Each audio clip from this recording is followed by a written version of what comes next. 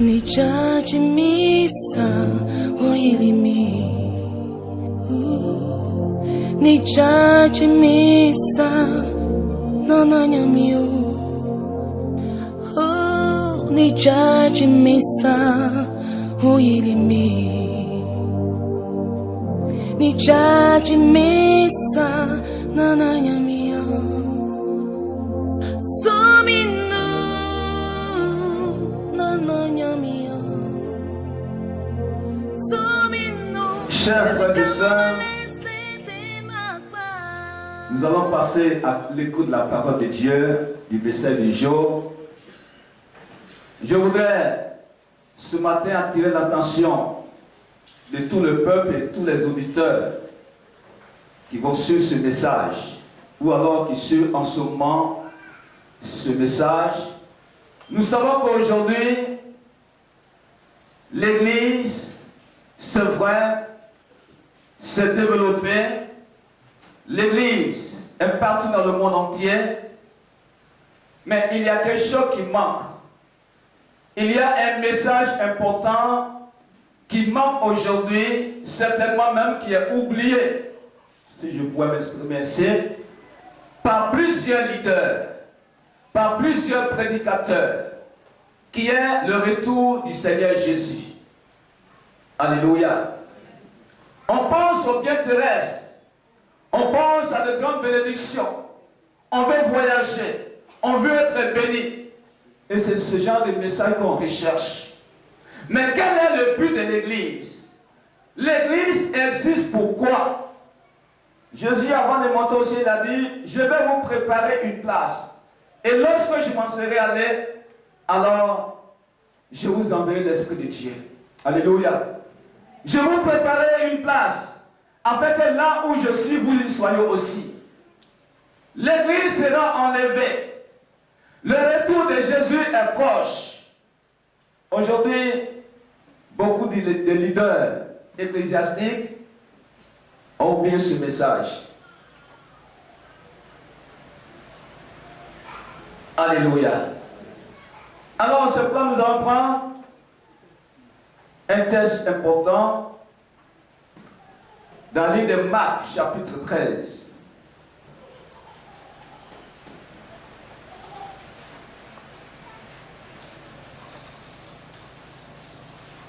Marc, chapitre 13, à partir du verset 1er jusqu'au verset 10. Voilà, je demande à un bon lecteur.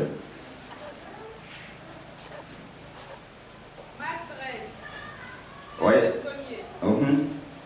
Lorsque Jésus sortit du temple, oui, un de ses disciples lui dit, Maître, regarde quelle pierre et quelle destruction. Jésus lui répondit, vois-tu ces grandes constructions? Il ne restera pas pierre sur pierre qui ne soit renversée. Verset 2, 3. Il s'assit sur la montagne des Oliviers en face du temple. Et Pierre, Jacques, Jean et André lui fit en particulier cette question. Dis-nous, quand arrivera-t-il? Et à quel signe connaîtra-t-on que toutes ces choses vont s'accomplir? Jésus se mit alors à leur dire, prenez garde que personne ne vous séduise. Car plusieurs viendront sous mon nom, disant c'est moi. Oui.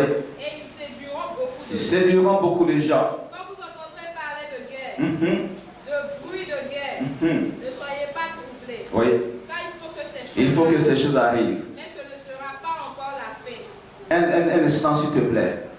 Il y a des leaders qui ont dit souvent, quand des événements arrivent dans une nation, qui font des fausses prophéties. Ça ne va pas arriver. Parce que j'ai prié. Mais la Bible dit qu'il faut que ces choses arrivent. Mais ça doit arriver. Ce qui est écrit doit s'accomplir. Ma fille continue. Une nation s'élèvera contre une nation. Oui. Un royaume contre un royaume. Oui. Il y aura des tremblements de terre en divers lieux. Il y aura des famines. Ce ne sera que le commencement des douleurs. Prenez garde à vous-même. Oui. On vous livrera aux tribunaux et vous serez battus. On vous livrera aux tribunaux et vous serez battus à cause de mon nom. Alléluia. Alléluia. Est-ce que vous comprenez ça très bien? On va vous livrer aux tribunaux. C'est écrit dans la parole de Dieu.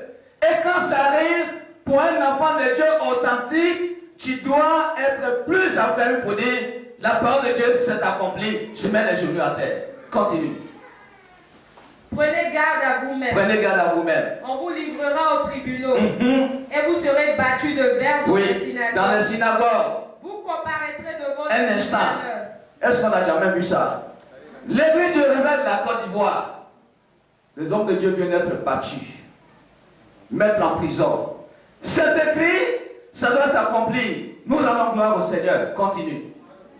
Vous comparaîtrez devant des gouverneurs et devant des rois à cause de moi. À cause de moi. Pour leur servir de témoignage. Pour leur servir de témoignage.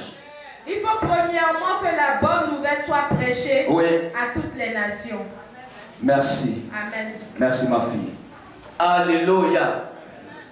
Bien-aimés frères et sœurs, comme je le disais tout à l'heure, le retour de Jésus est un message oublié par beaucoup de leaders, parce que tout simplement les intérêts personnels. On veut être riche. Mais quelle est la mission que Dieu nous a assignée? Et qui on peut appeler grand serviteur de Dieu? Est-ce que c'est celui qui a une grosse voiture, qui a un beau ventre, qui est gaillard? Nous parlerons de ça plus tard. Alléluia. Alors aujourd'hui, qu'est-ce que le chrétien d'aujourd'hui pense? Qu'est-ce que les leaders d'aujourd'hui pensent au sujet du retour de Jésus? Pour certaines personnes, par moments, ils craignent, ils sont un peu craintifs. Ah, Jésus va revenir, je ne sais pas comment. D'abord, quand tu crains du retour de Jésus, c'est que tu as un problème spirituel. Amen. Mais c'est quoi l'Église existe? Nous sommes là, l'époux, n'est-ce pas? Nous sommes les épouses de Christ. On attend la venue de l'époux. Alléluia. Et comment une épouse qui attend la venue de son époux peut s'inquiéter, peut avoir peur? Ça veut dire que tu as un problème spirituel. Si la Bible dit, ou alors si la cause s'annonce aujourd'hui que Jésus revenait, moi je dis c'est souhaitable même que Jésus revienne de manière incessante, de manière imminente, pour quitter ce monde d'injustice, de péché. Alléluia. Mais comme il y a des gens encore, comme Paul a dit, à cause de vous qui n'avez pas encore, il y a des gens encore qui n'ont pas encore connu le Seigneur. Alors, mais si Jésus revient sur les mondes, ils vont aller où? Alléluia. Alors, la majorité des chrétiens aujourd'hui sont insensibles, sont indifférents concernant le retour de Jésus. Et non plus gravement, certains hommes de Dieu sont indifférents, insensibles. Nous parlerons, nous entrons dans ces détails. C'est vraiment une série d'enseignements, certainement. Nous y reviendrons encore un autre jour, mais nous allons faire un peu ce matin. Alléluia. Alors, bien-aimés, de tous les temps, les croyants ont désiré connaître la date du retour de Jésus. C'est ce qu'on a vu tout à l'heure. Les disciples posaient la question, mais Seigneur, mais voilà tous ces trucs-là que nous voyons, ces grandes constructions, vraiment, le luxe, il dit, tout ce que vous regardez là, rien ne restera qui est super qui ne sera renversé. Une fois les disciples encore posaient des questions à Jésus, mais Jésus, ton retour, ça sera quand? Il dit, moi, je ne connais pas, c'est mon Père. Ça veut dire qu'il s'inquiète, mais tu vas partir, tu vas revenir quand? Pour qu'on puisse s'apprêter. Il dit, moi, ça ne demande pas de mon autorité. Alléluia. Alors, bien-aimés frères et sœurs, Dieu seul tient ce secret du retour du Seigneur Jésus. Mais cependant, la Bible nous parle de signes. Je ne vous dirai pas ce matin, Jésus va revenir à quelle date? On a des confrères déjà qui ont des dates sont passées. 1914, 1918, des dates sont écoulées. Ils ont été obligés de trouver des choses pour couvrir leurs mensonges. Mais là, Jésus même dit, je ne connais pas la date. Toi, profane, là, tu donnes la date, là, tu as enlevé ça où? Alléluia. Est-ce que le Seigneur Jésus ne pouvait pas leur dire, je reviens en telle année? Mais ici, il y a des signes. Lorsque vous circulez sur une route, il y a des signaux, il y a des panneaux qui indiquent, qui parlent. Alléluia. Des gens ont le permis de conduire parmi nous. Des panneaux qui indiquent la direction. Quand tu arrives à un carrefour, on parle de sens giratoire. Ça veut dire là, tu dois contourner la ronde avant de sortir. Faute de quoi, on t'arrache ton permis de conduire. Tu as commis une erreur parce que le panneau est là pour te parler.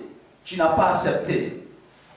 Et il y a aussi des panneaux quand tu prends l'autoroute par exemple, qui te donne les distances. D'ici Yamsopro, on te dit, voilà la distance à parcourir. Alors prends ta provision en carburant au maximum. Si tu n'as pas respecté, tu as pris 2 litres, mon ami, tu as fait la soirée qui va venir te tirer. Parce que tu as été averti.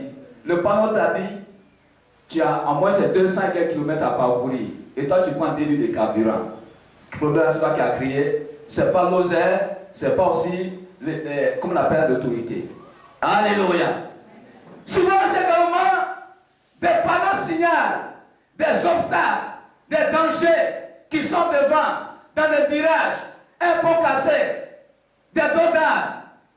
Et quand tu es un conducteur, déjà tu vas commencer à ralentir. Parce qu'il y a un danger qui est quelque part, que tu es en train d'approcher. Bien-aimé, tout conducteur qui a fait une formation doit savoir ces choses. Il faut de quoi, si tu ne respectes pas ces choses, alors non seulement le permis est retiré, mais tu vas te retrouver en prison un jour. Parce que tu vas briser les pieds à quelqu'un. Là où on te dit d'arrêter, toi tu vas partir, tu vas tuer quelqu'un. Et la prison que tu vas connaître, ce n'est pas l'autorité, mais c'est toi-même qui l'as désiré. Bien-aimé, la vie chrétienne est faite de discipline. La vie chrétienne est faite de règles, de lois, auxquelles il faut s'appliquer, auxquelles il faut se soumettre. La vie chrétienne n'est pas une vie de laisser aller. Chacun n'est pas libre de faire ce qu'il veut faire. Alléluia. Souvent certains disent, oh, on n'est pas libre même de se parler dans l'église là. Oui, tu n'es pas venu pour te parler. Tu es venu pour un changement. Comment je vais me décharger de mon fardeau, c'est la question que tu vas poser. Il ne faut pas imposer ce que tu veux faire. Est-ce que tu n'as pas avec moi? Tu n'es pas venu faire ta volonté dans une église. Tu es venu faire la volonté de Dieu. Et par conséquent, la parole de Dieu. Jésus revient bientôt. Certains signes sont visibles. D'autres n'ont pas encore, n'est-ce pas? Ils ne sont pas encore signalés. Et d'autres viendront plus tard.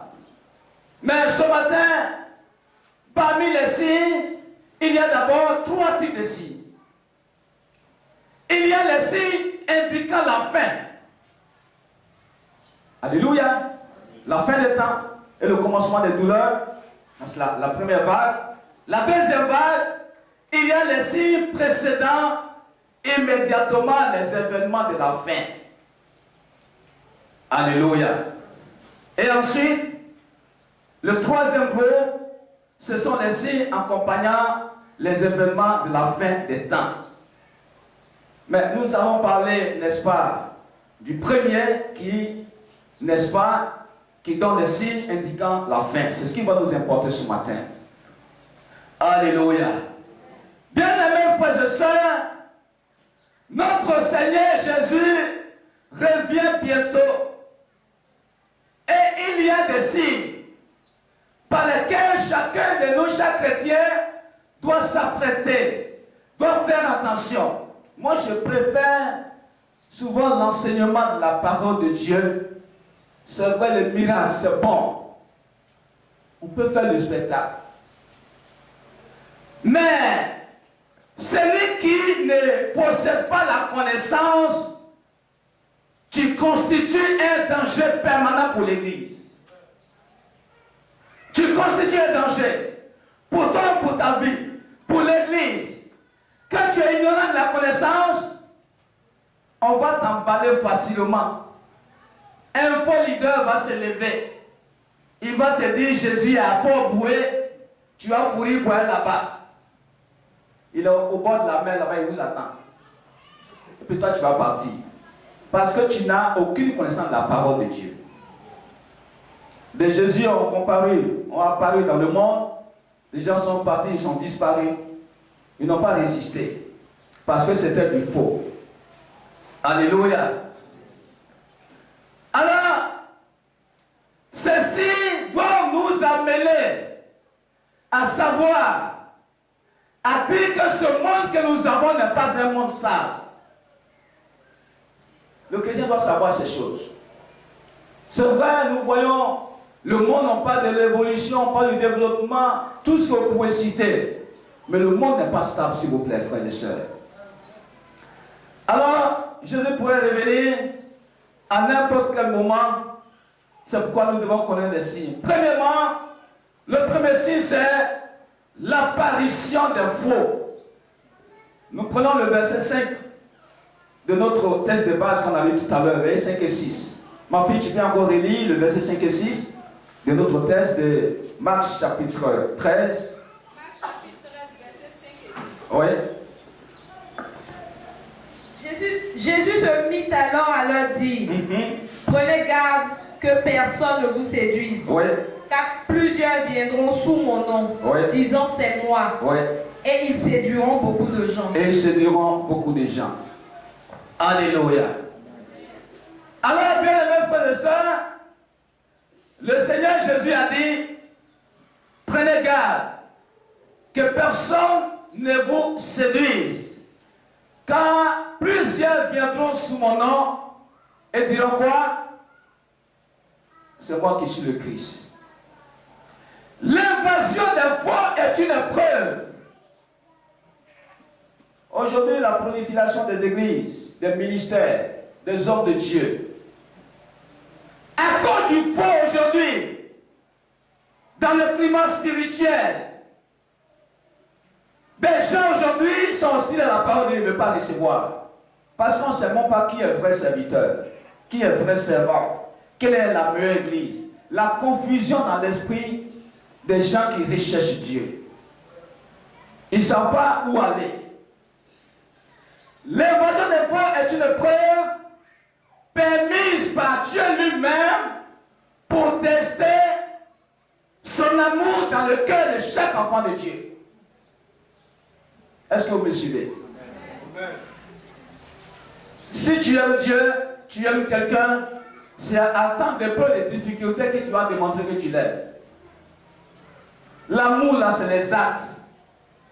L'amour, c'est la conduite que tu affirmes, c'est ce que tu fais à l'égard du prochain. L'amour, c'est pas quelque chose qu'il faut dire, j'aime mon église, j'aime Dieu. C'est pas ça qui est important. Mais qu'est-ce qu'il prouve que tu aimes Dieu? Alléluia. Alors, bien aimé, comme je l'ai dit, l'apparition des faux est un test que Dieu lui-même permet pour démontrer que nous l'aimons, pour démontrer notre fidélité, n'est-ce pas, à Dieu, pour démontrer notre attachement sincère. Alors, chaque communauté, chaque chrétien doit savoir ces choses. Je voudrais dire à chacun de nous ce matin de faire très attention, d'être beaucoup méfiant, de demander le discernement à Dieu. Parmi les dons spirituels, il faut demander au moins le discernement, frère. Pour savoir, quand tu seras en face d'un faux, comment distinguer, comment l'échapper, comment savoir que celui-là, il n'est pas de Dieu. Il ne faut pas tout avaler. Moi, ce n'est pas tout ce que Dieu m'a dit, Dieu a dit là, ça ne m'influence pas. Si je ne suis pas convaincu, je rejette ce que tu as dit. Je ne prends pas. Parce que si Dieu t'a dit, Dieu doit me convaincre de ton message. Amen. Je suis serviteur de Dieu. Souvent quand certains vont dire, Dieu m'a dit, déjà il commence à trembler. Mais Dieu il est mon Père aussi. Si tu t'as envoyé, je suis son envoyé. Je suis son enfant. Il doit me convaincre. L'Esprit de Dieu qui en moi doit me convaincre. Alléluia. 2 Pierre, verset 1er. S'il te plaît. Oh, mais donnez-lui un bon micro.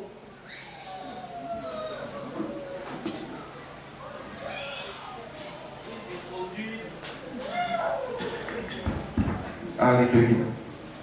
C'est qui tient, attention. Hein. Ils introduisent sournoisement des doctrines. Ils introduisent sournoisement. C'est-à-dire, c'est déjà d'où facette. Continue. Des doctrines qui conduisent à la perdition. Des doctrines qui conduisent à la perdition. Allons jusqu'à retirer le maître qui les a achetés. Et ils attireront aussi sur eux une ruine soudaine. Oui. Beaucoup les suivront. Beaucoup les suivront. Dans leur immoralité. Dans leur dérèglement. Dans la vie de la vérité. Oui. Dans la voie de la vérité sera calomnié à cause d'eux. Merci. Merci. Chers frères et sœurs, c'est la Bible qui le dit ici.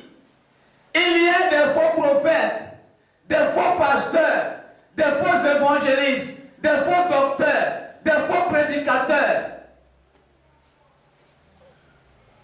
Alléluia. Qui seront, je peux dire, envoyés par le diable parmi le peuple. On parlait avec quelqu'un hier qui a dit quelque chose qui m'a vraiment... Il dit, mais, pasteur, le diable même vient même utiliser la chair pour détruire des choses. Ça veut dire beaucoup de choses. Alléluia. Bien-aimés frères et sœurs, beaucoup d'efforts, beaucoup de soi-disant, c'est, disons, le langage biblique de tout à l'heure, des soi-disant prophètes, des soi-disant apôtres. Quand il y a le vrai, il y a des contrefaçons. Au temps de Jésus, il y avait Jésus-Christ de Nazareth, il y avait Bar-Jésus. Chers amis, chers frères et sœurs, vous devez savoir ces choses. Vous qui parcourez, qui cherchez des prophètes partout, prophètes, prophétesses partout, c'est lui ou celle qui allait consulter son prophète, je ne vais pas te voir parmi mes responsables t'asseoir. Reste là-bas. N'allez pas chercher des démons pour venir encore ajouter au combat qu'on est en train de mener. C'est quel autre Jésus vous cherchez? Paul a dit à Lévi et Galates, oh Galates, mais qui vous a fasciné facilement? Il a dit, moi Pierre, moi Paul, si je venais pour vous annoncer un autre évangile, que je sois anathème.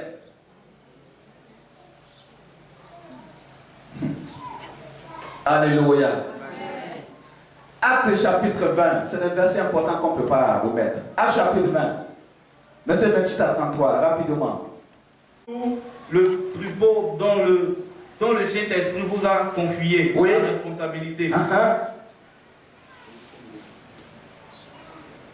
Prenez soin de l'Église de Dieu, Oui. qu'il s'est acquis, Qui s'est acquis par son propre sang. par son propre sang. Oui.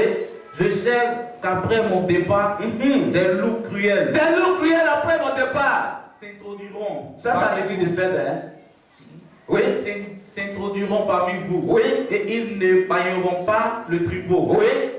De vos propres rangs surgiront des hommes qui donneront des enseignements pervertis. Des enseignements pervertis. Pour Oui. entraîner les disciples à leur. Pour traîner les disciples à leur suite. Oui. Restez donc vigilants. Restez vigilants. Souvenez-vous Oui. que durant 3 ans, 3 ans. nuit et jour, Oui. je n'ai pas cessé Je d'avertir vous ai enseigné, je vous ai averti. avec des larmes Oui. chacun de vous. Merci, ça suffit déjà. Alléluia.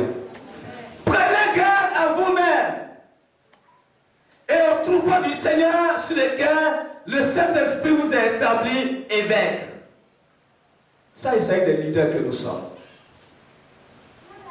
Beaucoup de leaders aujourd'hui prennent à leur suite des disciples qui n'ont aucun dépôt d'enseignement. Mais si le chrétien a enseigné, la Bible dit que dans l'église de Béret à l'époque, quand quelqu'un vient prêchant, on reprend son message. C'est ce que je souhaite pour l'église d'Atégué. Alléluia. Non. Quand on ne vient pas vous faire avaler des choses, quelqu'un prêche, ce n'est pas biblique, le conseil le reçoit. Mon frère, assois-toi là. Ce que tu as prêché là, ce n'est pas conforme. Où tu as attiré? Demain, quand on y va prêcher à Atégué, il va dire, je ne viens pas à Atégué. Amen. Est-ce que vous me suivez? Les faux vont avoir peur de venir ici. Vous avez repris une fois, deux fois, tout le stade de faux là. Quand ils viennent, ils sautent à Tigué. Ils vont ailleurs. Parce qu'ils savent que des gens ont connu la vérité ici. Alléluia. Nous allons continuer. Mais comment reconnaître les faux? Nous allons voir quelques critères. Alors, le critère qui atteste que les personnes viennent de Dieu, je l'ai dit tout à l'heure, ce n'est pas les miracles. Vous qui parcourez, qui courez après les miracles là, faites attention, hein. Faites attention, hein.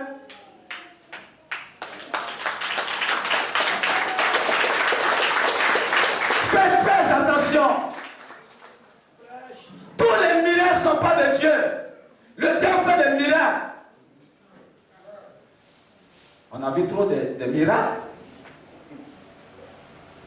Alléluia.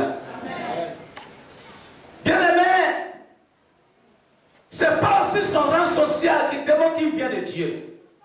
Parce qu'il est venu à une grosse voiture. Les mystiques ont des grosses voitures. Le diable même, la richesse de la terre est entre ses mains. Donc ce n'est pas ainsi que tu es serviteur de Dieu. Mais qu'est-ce qu'il demande? Quel est le premier critère? C'est même, je peux me dire, ce n'est même pas la conformité même, ou même l'accomplissement de sa prophétie même. Laissez ça là aussi. S'il vous plaît. Alléluia. Alléluia. Est-ce que vous me suivez? Mais plutôt, dire que quelqu'un est un homme de Dieu, il vient de Dieu, c'est la conformité de son message, de la parole de Dieu. La conformité de son message à la parole de Dieu. Est-ce que ce qu'il est en train de dire, si c'est un leader qui dit l'église, est-ce que la manière qu'il est en train de faire là est conforme à la Bible? Alléluia. Ensuite, la conformité de ses actions, sa conduite. Un bon âme ne fait que produire quoi? De bons fruits. Un bon âme ne fait que produire de bons fruits. Si tu dis Dieu de Dieu, que ton cœur est noir, tu n'es qu'un mercenaire diabolique. Tu n'es pas de Dieu. Est-ce que tu es d'accord avec moi? Est-ce que tu es d'accord avec moi? Alléluia. Aujourd'hui, beaucoup de personnes, par l'insatisfaction, l'amour d'argent, ont pris la place de Dieu. Dieu est assis à terre, lui il est assis sur le trône. Alléluia. Est-ce que vous me suivez même? Amen.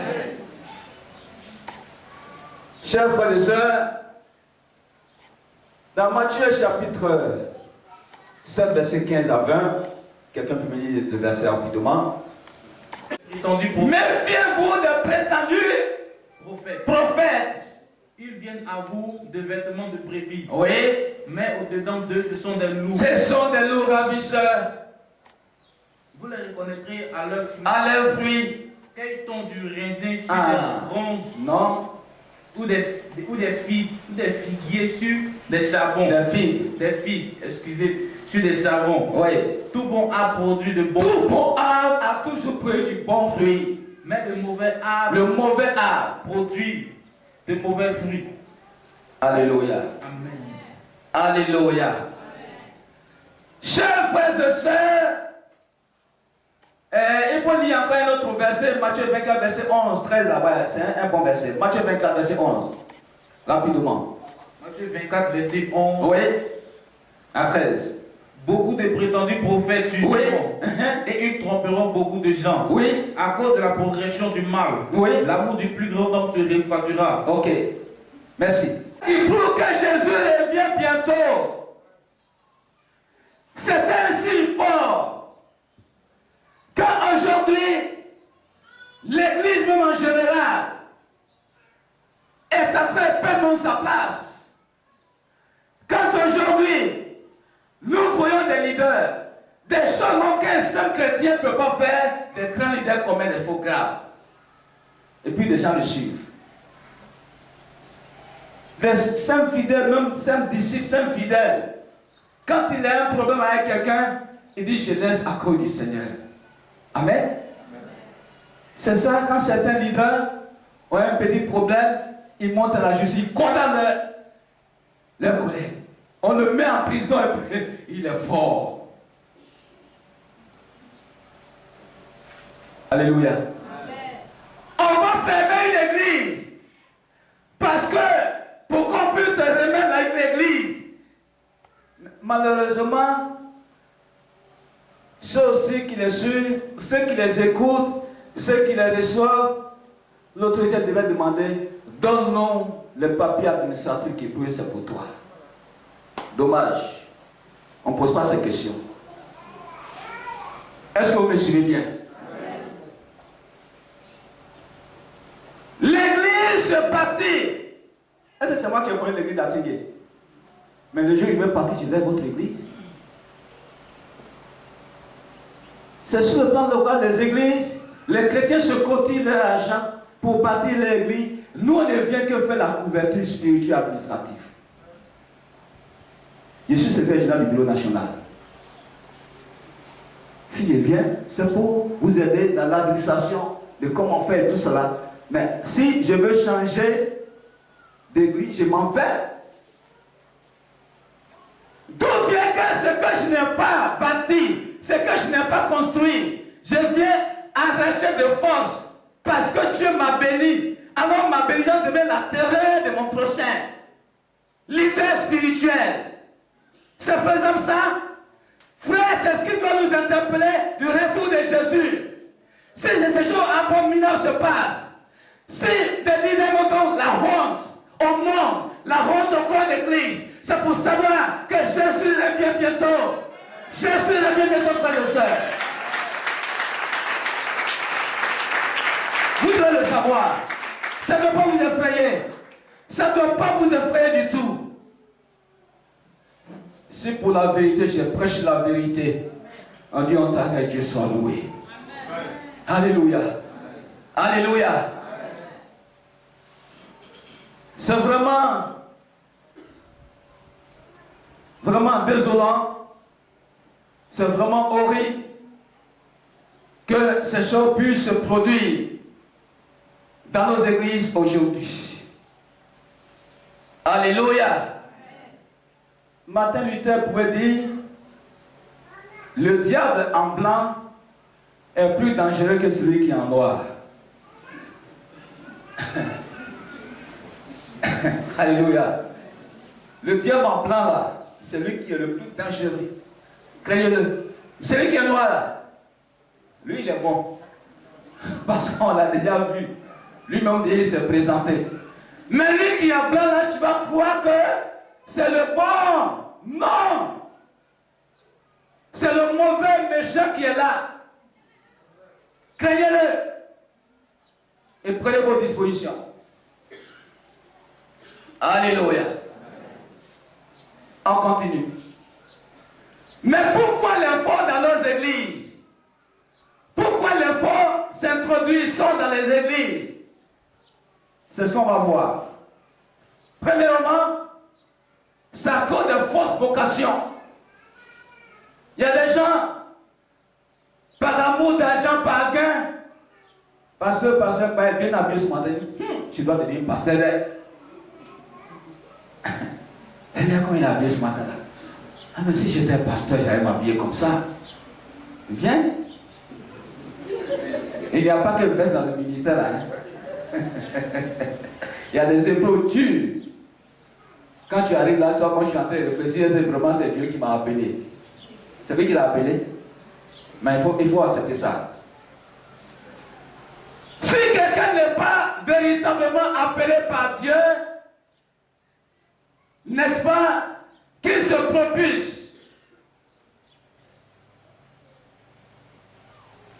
C'est-à-dire, il se propulse lui-même. Lui-même, il se jette dedans.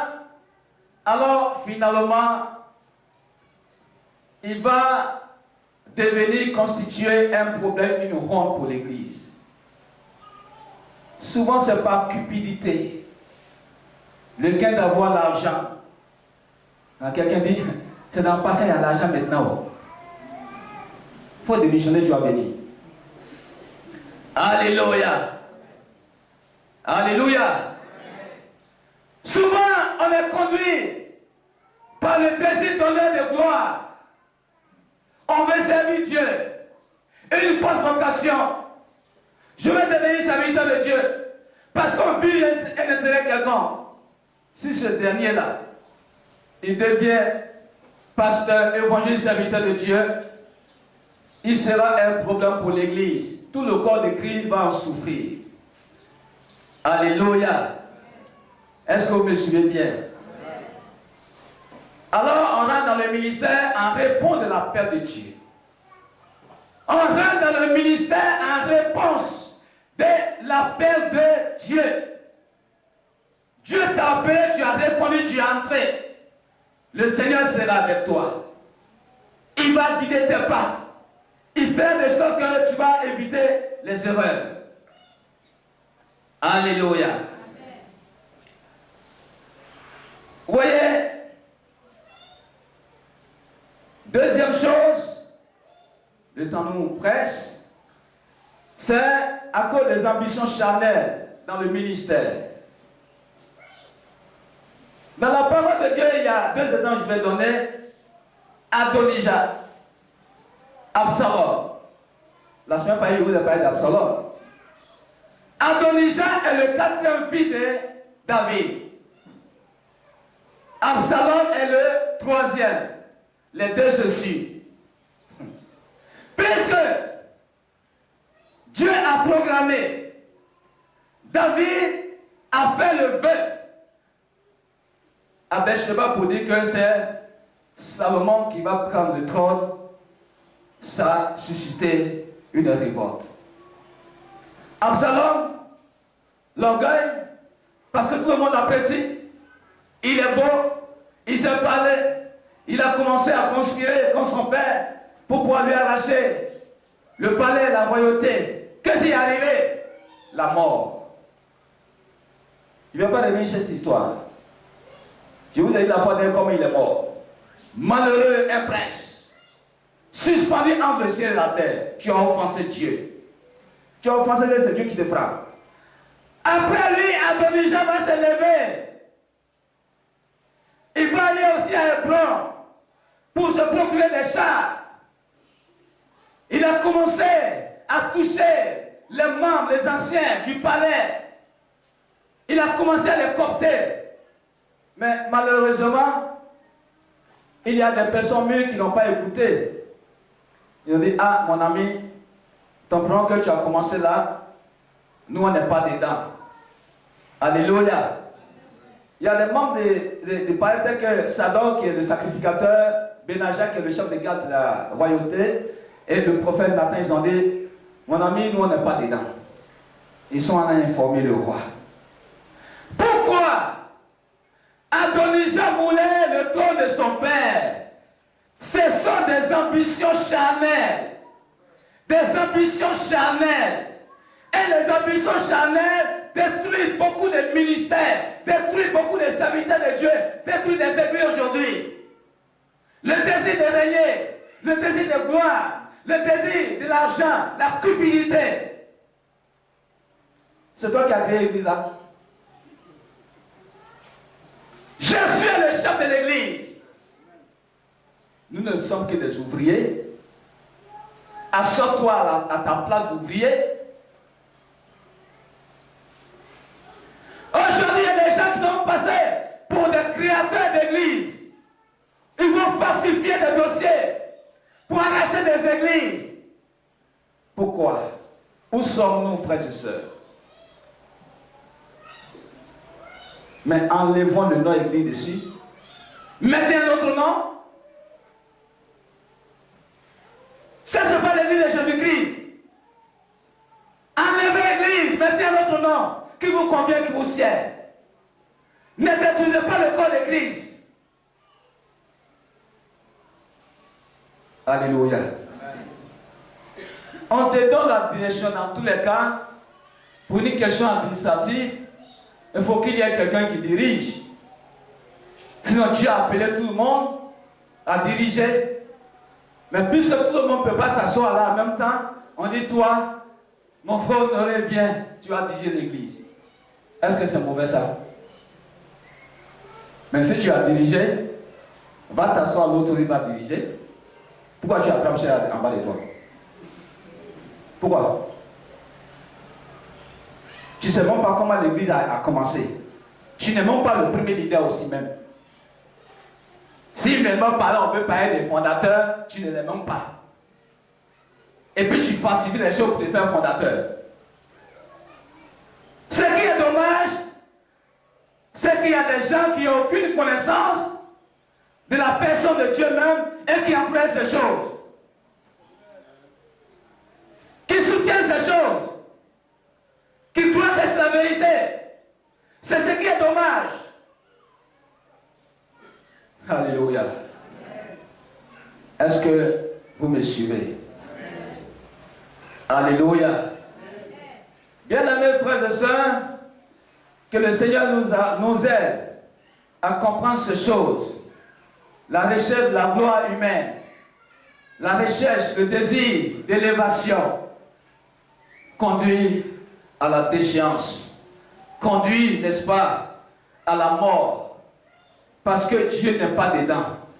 Les hommes peuvent te soutenir aujourd'hui, mais Dieu, lui, n'est pas avec toi. Dieu, il est tellement patient. Il est patient avec les ennemis. Hein? Quand quelqu'un est méchant, Dieu est patient avec lui.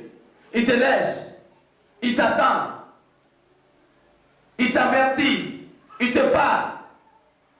Cependant, alléluia. Qu'est-ce que Dieu a dit à Moïse?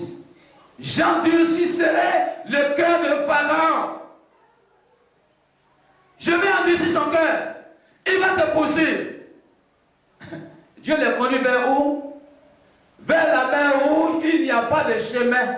Où il n'y a pas de porte de sortie. Alléluia. Alléluia. Quand Dieu veut apporter la délivrance, il planifie des choses qui donnent espoir à l'ennemi et il le chicote. Alléluia. Pharaon et son armée derrière le peuple d'Israël dans le désert. La Bible dit,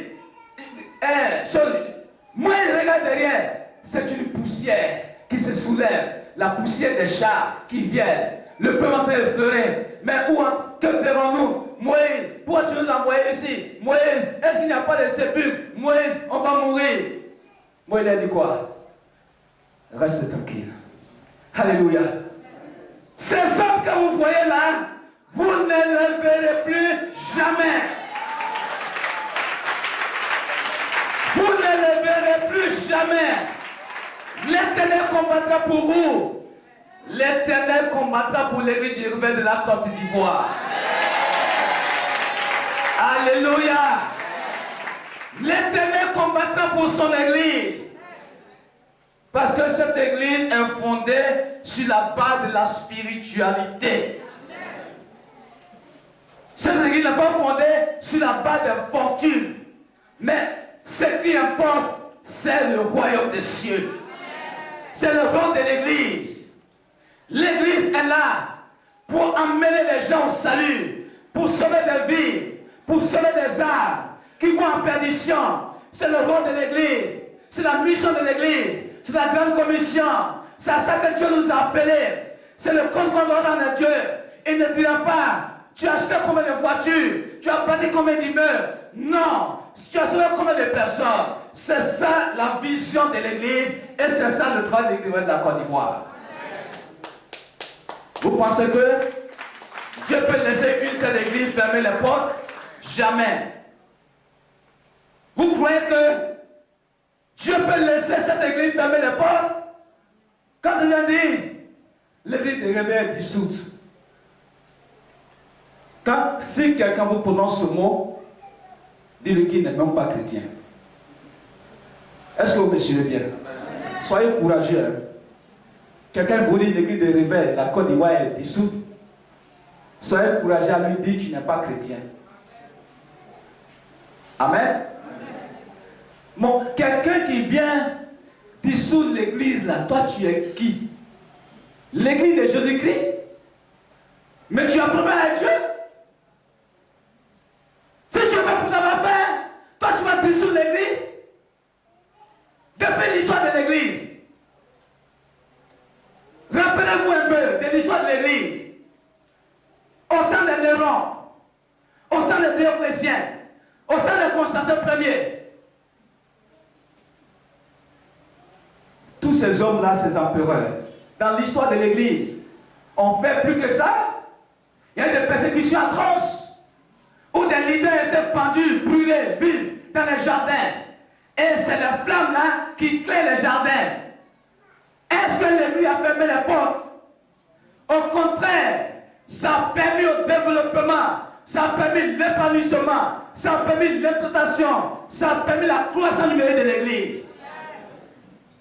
Mais tu le fais, c'est pour toi-même, parce que tu as problème avec Dieu. Toi qui veux dissoudre l'église de Jésus-Christ, tu as problème avec Dieu. Là, si Dieu te laisse aujourd'hui, il va te rattraper devant là-bas. Tu veux faire pour toi, fais pour toi. Laisse l'église vivre en paix. Alléluia. Vous êtes d'accord avec moi?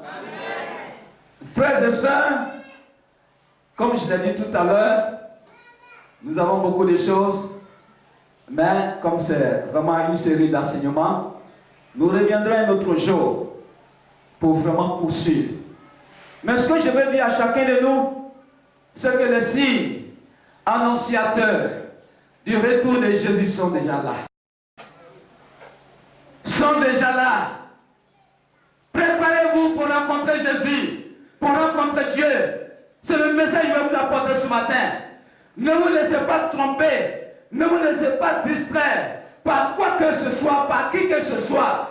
Jésus revient bientôt. Mais si on dit aujourd'hui que l'église a trigué en décembre, tu dis venez, nous sommes déjà avertis parce que c'est le signe que Jésus revient. Si le diable peut toi t'utiliser pour venir détruire l'église, pour venir déranger les cultes où on adore Dieu, pour envoyer des gens pour pas des chrétiens, pour envoyer des gens de mettre des gens dehors, ça veut dire que c'est toi vraiment que l'ennemi a positionné pour détruire l'église de Jésus-Christ. On est d'accord. Il faut venir. Mais l'église va exister. L'église vivra. L'église de la Côte d'Ivoire existera, vivra. Parce que la mission n'est pas terminée. Nous avons encore des âmes à gagner à Jésus-Christ. C'est ça qui nous intéresse. Frères et sœurs, que le Seigneur bénisse cette parole. Qu'il bénisse chacun de nous. Au nom de Jésus. Est-ce qu'on peut se dire des choses?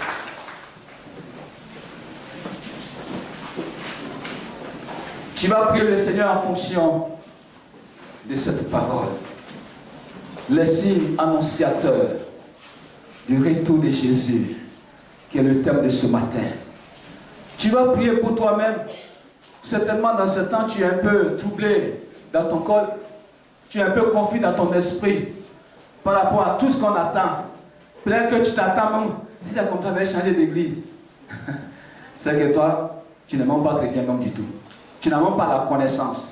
Non, c'est là Tu as dit, la parole de Dieu est en train de s'accomplir. Dieu soit loué. Parce que Jésus va revenir bientôt. Amen. Tu vas prier pour demander à Dieu d'être avec toi, afin d'avoir les capacités de tenir, de vaincre l'ennemi, de rester serein, de garder ses paroles dans le cœur, parce que Jésus revient bientôt, afin que l'avènement du Seigneur puisse te trouver dans la victoire. Tu vas prier le Seigneur pour toi, s'il te plaît. Prie le Seigneur. Frères et sœurs, cette église soit une église puissante, soit une église stable, soit une église fondée, soit une église inébranlable, qu'elle puisse exister, qu'elle puisse vivre, qu'elle puisse encore progresser. Au nom de Jésus-Christ de Nazareth, Seigneur, donne la force, Seigneur, de vaincre. Donne-nous, notre Dieu, en Jésus, cette capacité et d'éclairer le discernement des choses pour ne pas nous laisser tromper par ce que ce soit, par quoi que ce soit. Au nom de Jésus-Christ de Nazareth, béni sois-tu. Au nom de Jésus, sois célèbre, sois magnifique. Béni sois-tu. Élévation à toi. Au nom de Jésus-Christ de Nazareth. Alléluia. Alléluia. Seigneur, je vais te bénir. Élévation à toi. Merci pour ta grâce. Merci pour cette parole. Ma prière, Seigneur, est de sceller ces paroles dans le cœur de tes enfants. D'arroser ces paroles par l'action du Saint-Esprit. Seigneur, ces paroles qui nous préviennent, qui nous mettent en garde. Seigneur, par rapport à ton retour et aux signes qui se signalent. Père, permets que chaque chrétien puisse se mettre vraiment dans les dispositions favorables. En fait, qu'à toute occasion, qu'on puisse se référer à toi, qu'on puisse s'appuyer sur toi. Parce que c'est toi qui es le chef de l'église. Nous ne sommes que des disciples et des ouvriers. Merci pour cette parole. Bénis ton peuple. Au nom de Jésus. Amen.